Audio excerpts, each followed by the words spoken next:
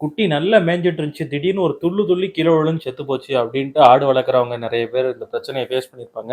முக்கியமா வீடுகள்ல ஆடு வளர்க்குறவங்களுக்கு தான் இந்த பிரச்சனை வந்திருக்கும். இதுக்கான காரணம் பார்த்தீங்கன்னா, இந்த ஆட்டுக்கு வந்து துள்ளுமறி அப்டின்ற நோய் வந்திருக்கு. இதோட இங்கிலீஷ் நேம் பார்த்தீங்கன்னா, எண்டோடாக்சிமியா. நோய்க்கான அறிகுறி ஆடு அதிகமா கழியும். அதுபோக திடீர்னு துள்ளி கீழ விழுந்து இறந்து போகும். அதனால இதுக்கு பேரு துள்ளுமாறி நோய்ன்னு சொல்லுவாங்க. இந்த நோய் எதன் மூலியமா வருதுன்னு பார்த்தீங்கன்னா, நம்ம மழை பெஞ்சுட்டு இருக்கச்சுல புல்லு புதுசா முளைக்கும் தெரியுமா? அந்த மாரி புல்ல ஆடு போய் மேய்ஞ்சுச்சுன்னா, இந்த நோய் வரும். ஏன்னா என்ட்ரோடாக்சின்ங்கிற பாக்டீரியா மண்ல இருக்கும். அது புல்லு எப்ப புதுசா பச்சை புல்லு புதுசா முளைக்குதோ, அது நுனியில போய் அந்த பாக்டீரியா தங்கிடும். அத ஆடு மேயச்சுல அது உடம்புக்குள்ள போய் இந்த மாரி பிரச்சனைகள் வரும்.